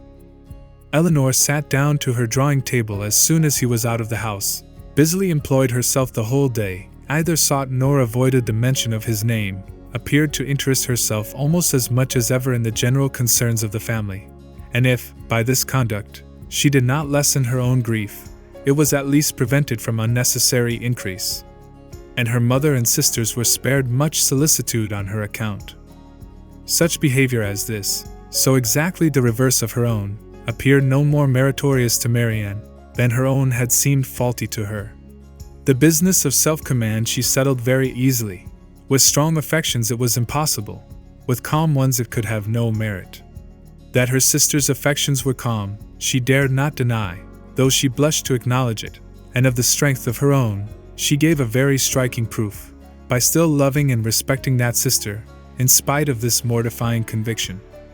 Without shutting herself up from her family, or leaving the house in determined solitude to avoid them, or lying awake the whole night to indulge meditation, Elinor found every day afforded her leisure enough to think of Edward, and of Edward's behavior, in every possible variety which the different state of her spirits at different times could produce, with tenderness, pity, approbation, censure, and doubt. There were moments in abundance, when, if not by the absence of her mother and sisters, at least by the nature of their employments, conversation was forbidden among them, and every effect of solitude was produced. Her mind was inevitably at liberty, her thoughts could not be chained elsewhere, and the past and the future, on a subject so interesting, must be before her, must force her attention, and engross her memory, her reflection, and her fancy. From a reverie of this kind, as she sat at her drawing table, she was roused one morning, soon after Edward's leaving them, by the arrival of company. She happened to be quite alone. The closing of the little gate, at the entrance of the green court in front of the house, drew her eyes to the window, and she saw a large party walking up to the door.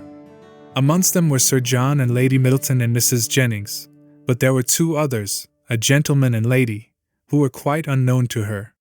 She was sitting near the window, and as soon as Sir John perceived her, he left the rest of the party to the ceremony of knocking at the door, and stepping across the turf, obliged her to open the casement to speak to him, though the space was so short between the door and the window, as to make it hardly possible to speak at one without being heard at the other.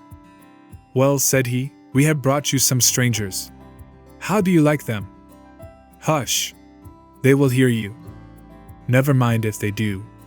It is only the Palmers. Charlotte is very pretty, I can tell you. You may see her if you look this way." As Elinor was certain of seeing her in a couple of minutes, without taking that liberty, she begged to be excused. "Where is Marianne? Has she run away because we are come? I see her instrument is open. She is walking, I believe." They were now joined by Mrs. Jennings, who had not patience enough to wait till the door was opened before she told her story. She came hallooing to the window. "How do you do, my dear? How does Mrs. Dashwood do?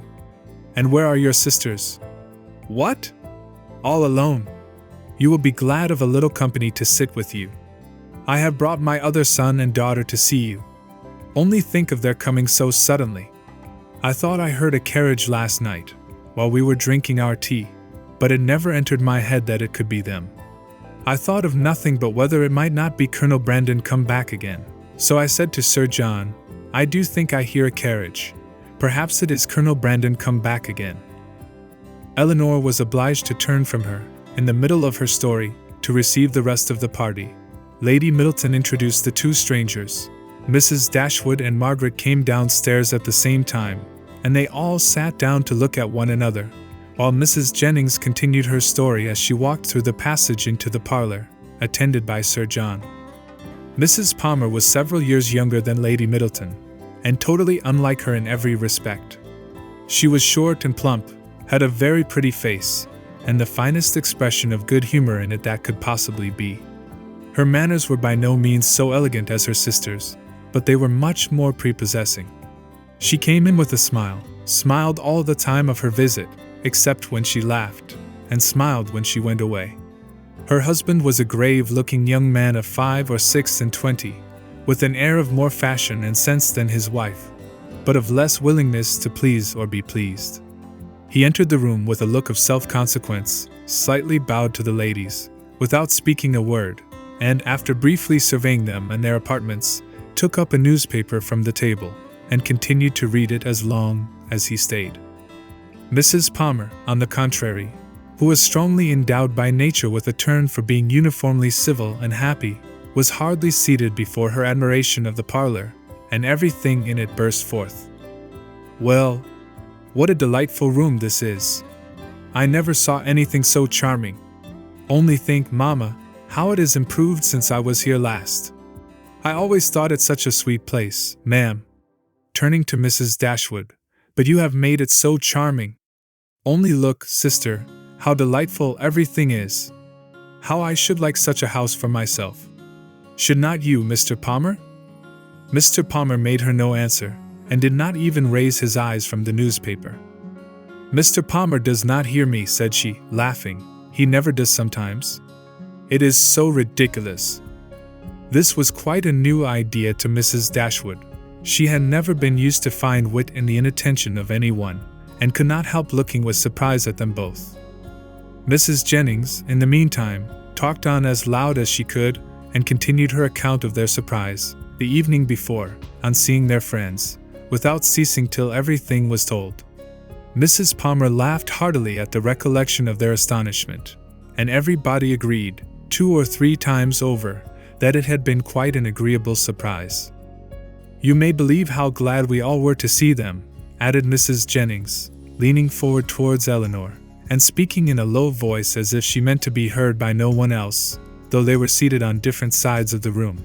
"But however, I can't help wishing they had not traveled quite so fast, nor made such a long journey of it, for they came all round by London upon account of some business, for you know."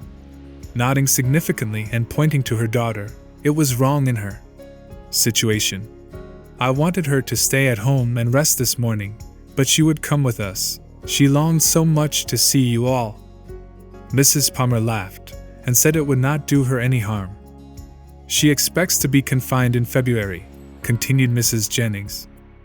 Lady Middleton could no longer endure such a conversation, and therefore exerted herself to ask Mr. Palmer if there was any news in the paper.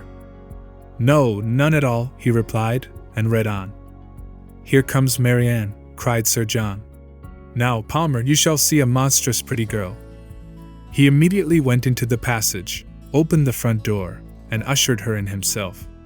Mrs. Jennings asked her, as soon as she appeared, if she had not been to Allenham, and Mrs. Palmer laughed so heartily at the question, as to show she understood it. Mr. Palmer looked up on her entering the room, stared at her some minutes, and then returned to his newspaper. Mrs. Palmer's eye was now caught by the drawings which hung round the room. She got up to examine them. "Oh, dear, how beautiful these are! Well, how delightful! Do but look, Mamma, how sweet! I declare they are quite charming. I could look at them forever." And then sitting down again, she very soon forgot that there were any such things in the room. When Lady Middleton rose to go away, Mr. Palmer rose also, laid down the newspaper, stretched himself and looked at them all around. "My love, have you been asleep?" said his wife, laughing. He made her no answer, and only observed, after again examining the room, that it was very low-pitched, and that the ceiling was crooked. He then made his bow, and departed with the rest. Sir John had been very urgent with them all to spend the next day at the park. Mrs. Dashwood, who did not choose to dine with them oftener than they dined at the cottage, absolutely refused on her own account. Her daughters might do as they pleased. But they had no curiosity to see how Mr. and Mrs. Palmer ate their dinner, and no expectation of pleasure from them in any other way. They attempted, therefore, likewise, to excuse themselves. The weather was uncertain, and not likely to be good. But Sir John would not be satisfied. The carriage should be sent for them, and they must come. Lady Middleton too, though she did not press their mother, pressed them. Mrs. Jennings and Mrs. Palmer joined their entreaties.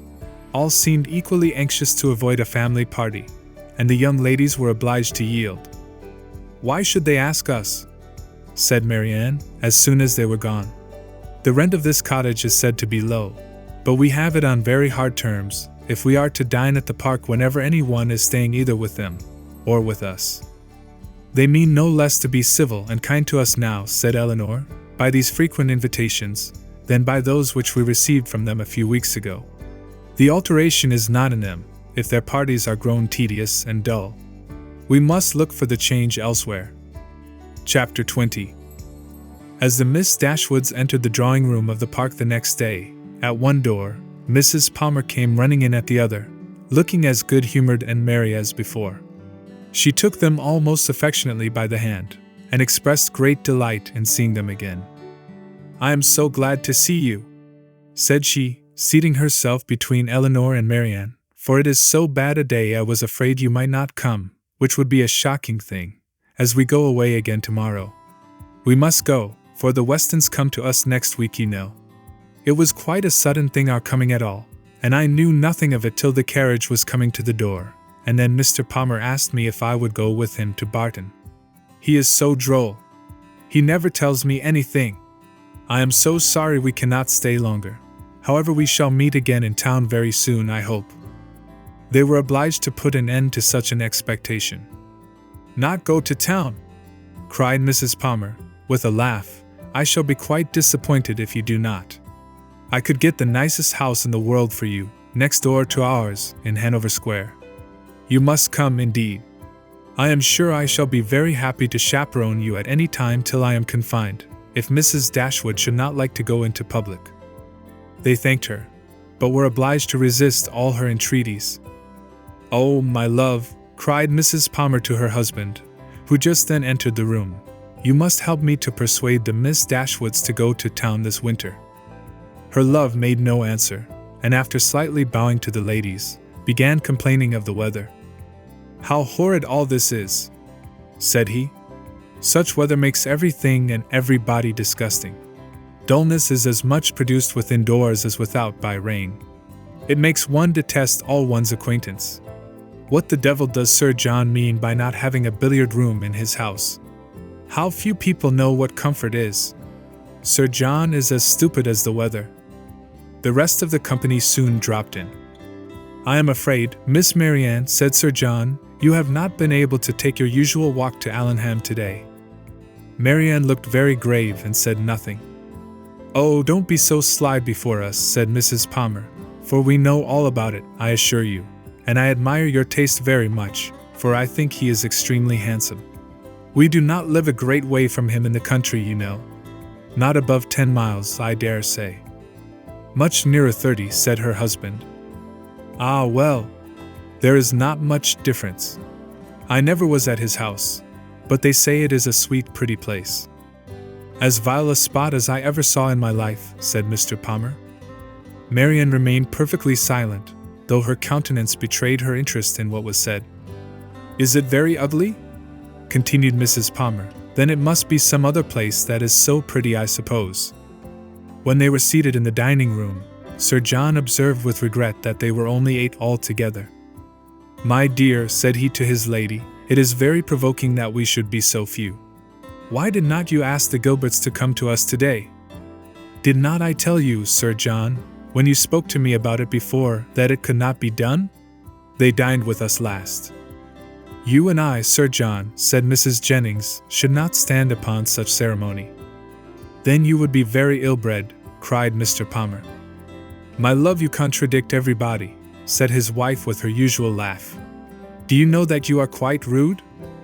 "I did not know I contradicted anybody in calling your mother ill-bred." "Ah, you may abuse me as you please," said the good-natured old lady. "You have taken Charlotte off my hands, and cannot give her back again. So there I have the whip hand of you." Charlotte laughed heartily to think that her husband could not get rid of her, and exultingly said she did not care how cross he was to her, as they must live together. It was impossible for anyone to be more thoroughly good-natured, or more determined to be happy than Mrs. Palmer. The studied indifference, insolence, and discontent of her husband gave her no pain, and when he scolded or abused her, she was highly diverted. "Mr. Palmer is so droll," said she, in a whisper, to Elinor. "He is always out of humor." Elinor was not inclined, after a little observation, to give him credit for being so genuinely and unaffectedly ill-natured or ill-bred as he wished to appear. His temper might perhaps be a little soured by finding, like many others of his sex, that through some unaccountable bias in favor of beauty, he was the husband of a very silly woman. But she knew that this kind of blunder was too common for any sensible man to be lastingly hurt by it. It was rather a wish of distinction, she believed, which produced his contemptuous treatment of everybody, and his general abuse of everything before him. It was the desire of appearing superior to other people. The motive was too common to be wondered at, but the means, however they might succeed by establishing his superiority in ill-breeding, were not likely to attach anyone to him except his wife. "Oh, my dear Miss Dashwood," said Mrs. Palmer soon afterwards, "I have got such a favor to ask of you and your sister. Will you come and spend some time at Cleveland this Christmas? Now, pray do, and come while the Westons are with us. You cannot think how happy I shall be. It will be quite delightful.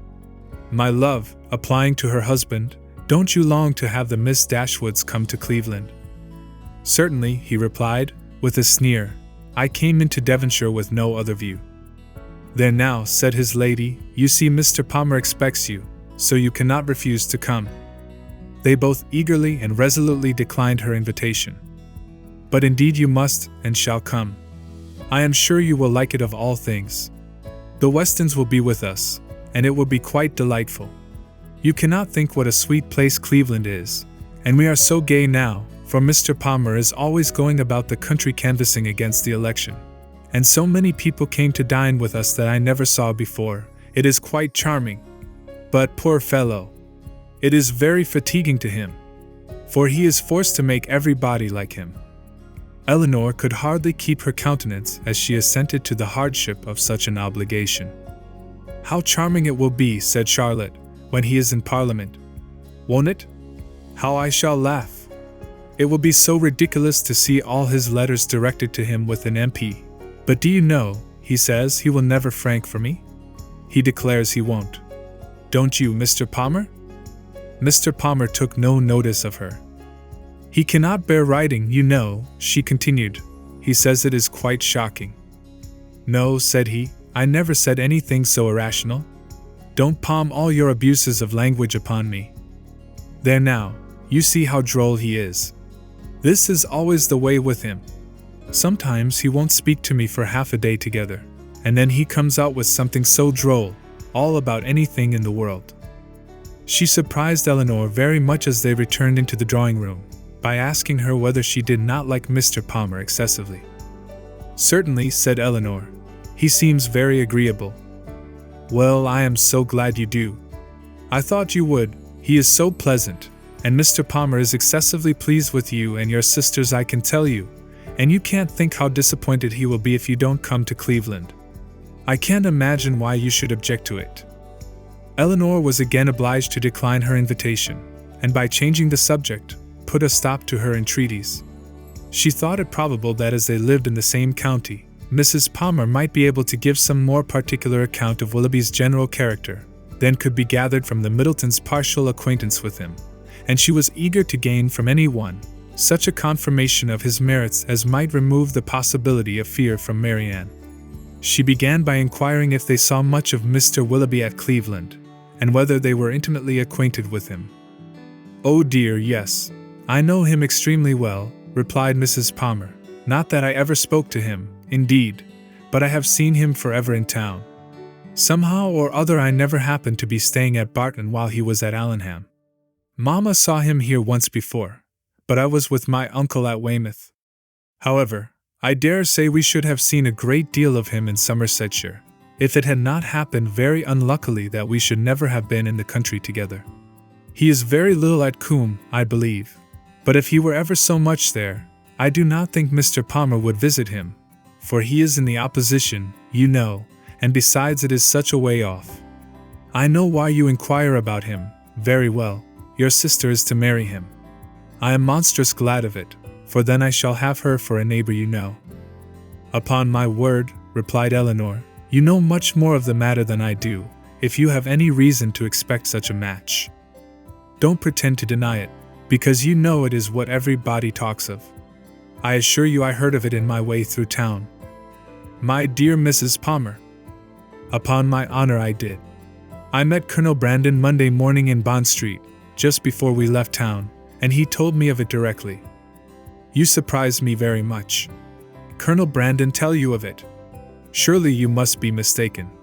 To give such intelligence to a person who could not be interested in it, even if it were true, is not what I should expect Colonel Brandon to do. But I do assure you it was so for all that, and I will tell you how it happened. When we met him, he turned back and walked with us, and so we began talking of my brother and sister, and one thing and another, and I said to him, "So, Colonel, there is a new family come to Barton Cottage, I hear, and Mama sends me word they are very pretty, and that one of them is going to be married to Mr. Willoughby of Combe Magna. Is it true, pray? For of course you must know, as you have been in Devonshire so lately." And what did the Colonel say? Oh, he did not say much, but he looked as if he knew it to be true, so from that moment I set it down as certain. It will be quite delightful, I declare. When is it to take place? Mr. Brandon was very well, I hope? Oh, yes, quite well, and so full of your praises, he did nothing but say fine things of you. I am flattered by his commendation. He seems an excellent man, and I think him uncommonly pleasing. So do I. He is such a charming man, that it is quite a pity he should be so grave and so dull. Mama says he was in love with your sister too. I assure you it was a great compliment if he was, for he hardly ever falls in love with anybody. Is Mr. Willoughby much known in your part of Somersetshire? Said Elinor. Oh, yes, extremely well. That is, I do not believe many people are acquainted with him, because Combe Magna is so far off, but they all think him extremely agreeable, I assure you. Nobody is more liked than Mr. Willoughby wherever he goes, and so you may tell your sister. She is a monstrous lucky girl to get him, upon my honor, not but that he is much more lucky in getting her, because she is so very handsome and agreeable, that nothing can be good enough for her. However, I don't think her hardly at all handsomer than you, I assure you, for I think you both excessively pretty, and so does Mr. Palmer too, I am sure, though we could not get him to own it last night. Mrs. Palmer's information respecting Willoughby was not very material, but any testimony in his favor, however small, was pleasing to her. I am so glad we are got acquainted at last, continued Charlotte. And now I hope we shall always be great friends.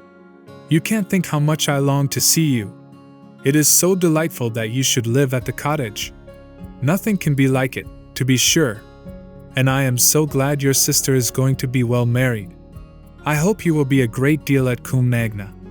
It is a sweet place, by all accounts. You have been long acquainted with Colonel Brandon, have not you? Yes, a great while, ever since my sister married. He was a particular friend of Sir John's. I believe, she added in a low voice, he would have been very glad to have had me, if he could. Sir John and Lady Middleton wished it very much. But Mamma did not think the match good enough for me, otherwise Sir John would have mentioned it to the Colonel, and we should have been married immediately. Did not Colonel Brandon know of Sir John's proposal to your mother before it was made? Had he never owned his affection to yourself? Oh, no, but if Mamma had not objected to it, I dare say he would have liked it of all things. He had not seen me then above twice, for it was before I left school. However, I am much happier as I am. Mr. Palmer is the kind of man I like.